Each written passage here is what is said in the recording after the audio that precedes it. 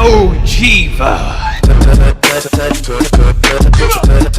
Shara, Ishvalda. We are your eyes. We are your eyes. There is every chance that these two are very much connected, more than we realize, and that they belong to a group of 5 such powerful dragons of legend.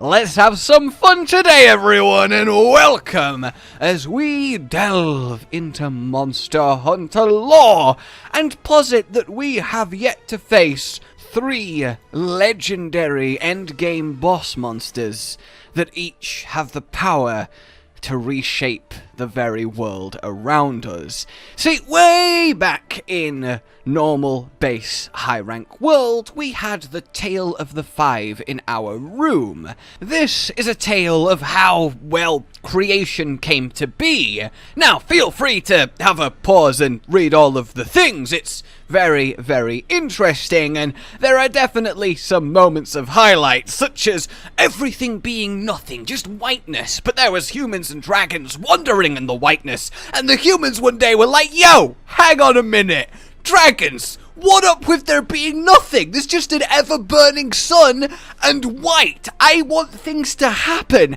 And the dragons looked at the humans, opened their mouths, and just went and just jetted water everywhere.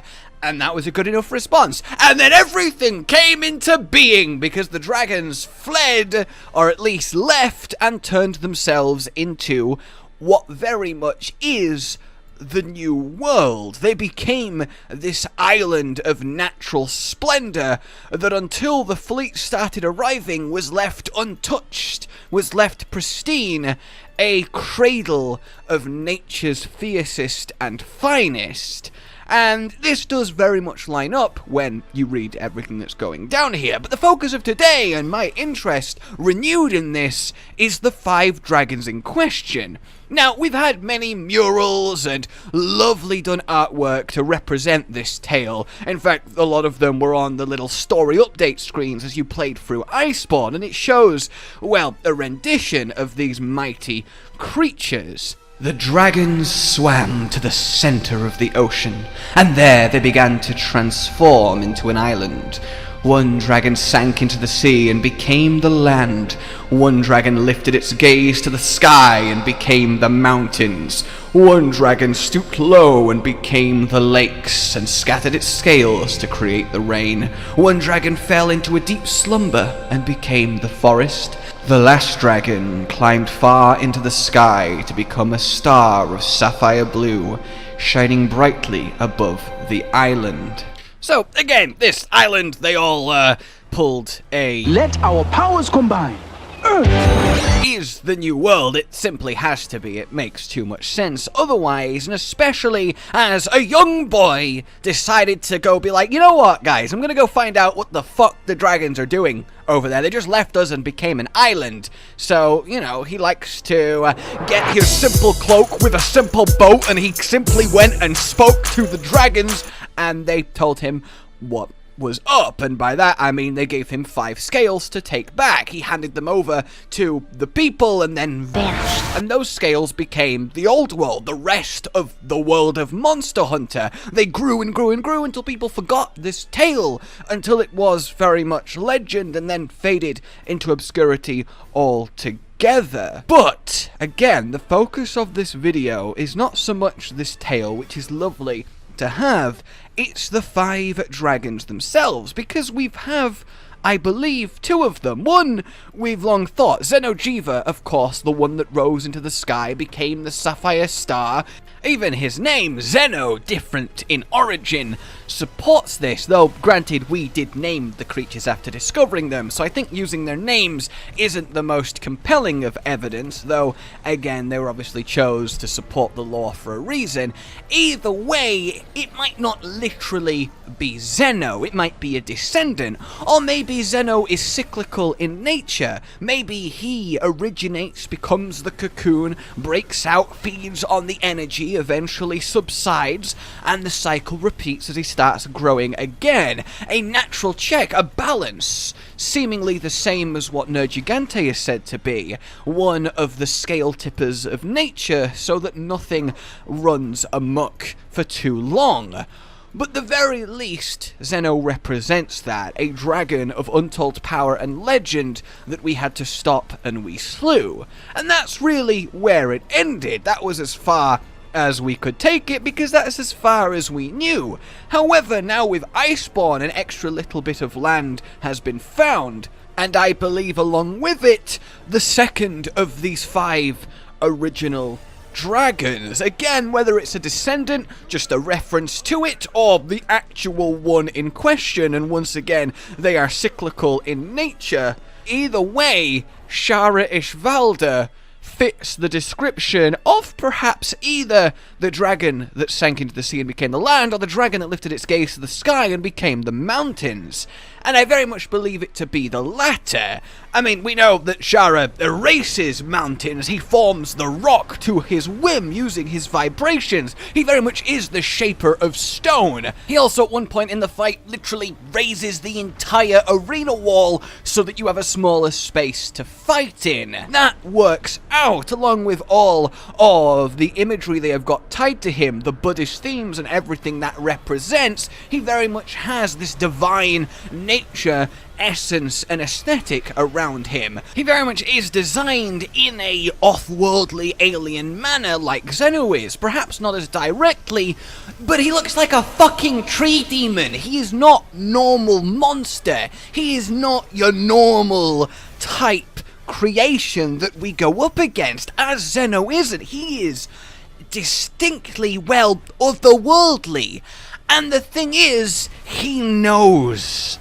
Perhaps him staring at the camera instead of the player isn't just a spooky creep out, which it does. But it's because of his divinity as a creator dragon, or at least connection to that. He sees through what is happening into you, the player. Is that not a fun little way to think about it? If that's actually what is on here, he is enlightened. Again, the themes that go on with him and his armor and his connection as one of the 5 original monsters. Now, it's hard to see where something like Fatalis would come into this myth, because presumably he's not as powerful as these 5 originals, despite being the Lord God of all monsters. I imagine it is very much just conflicting lore, or he came about later on and gained this power, but he's not really relevant here. But it is definitely a conflicting little conundrum. But we also have the fact that Shara Ishvalda, well, I mean, one dragon lifted its gaze to the sky and became the mountains. That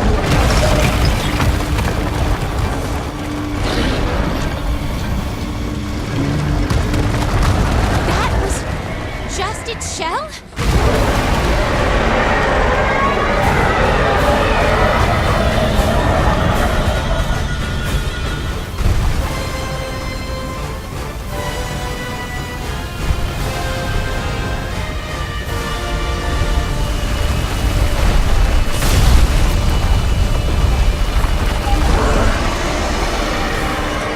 He has many moves, especially when he breaks his rocky prison, where he does gaze to the sky and fulfill that part of the tale, and I can't believe that's just a coincidence. So in the world, the Monster Hunter world, we assume this is the case. We felled 2 of the 5, or at least representations of them, perhaps avatars.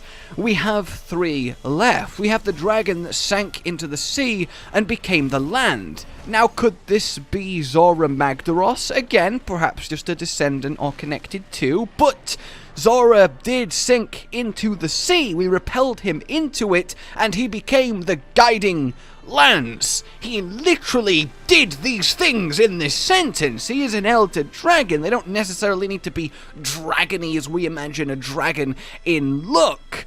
So Zora could well be said Sinky Dragon. Though when it comes to Zora, we do know that he was being drawn to the New World to die like the Elder Dragons do, not that he was already here, so perhaps indeed he is not a part of this tale, which still leaves 3 that are a mystery, because the thing is, Zeno and Shara have so many similarities. They're both bound, or at least drawn to or connected to the Everstream. They have the power to change the environment itself, to shape it. They're huge, alien-esque creatures, more than likely because of the ridiculous power they are flush with, due to both being able to draw off the Everstream.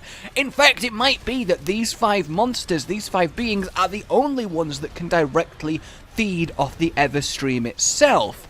And the thing is, humans aren't supposed to be in the New World. It's taken this long to get here. It was supposed to just be empty for nature. So perhaps us being here is what's finally started to make them stir, and in the future, the other 3 will. It's very fun to think about. Now, of course, you could have something like this, something very impressive, and the rumbling of lava and magma as it spews up from the sea bed and creating land masses, and yes, that would be awesome to fight. I love your concept art, Ellen, but it very much could be Zora, couldn't it?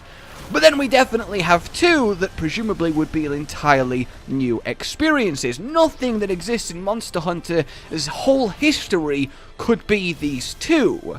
The one dragon that stooped low and became the lakes and scattered its scales to create the rain. This then would be something of titanic proportions water-wise, onslaughting you with tidal waves and absolute destruction. Now you could look at something like Namiel and be like, oh, but there's no way it's going to be something as basic, and I realize this is the one time I can say that about something as gorgeous as Namiel, but you have to compare it to Zeno and Shara, and perhaps Zora, because they really do stand out amongst everything. They just do not look like their brethren monsters in any way, both in feel and appearance and function.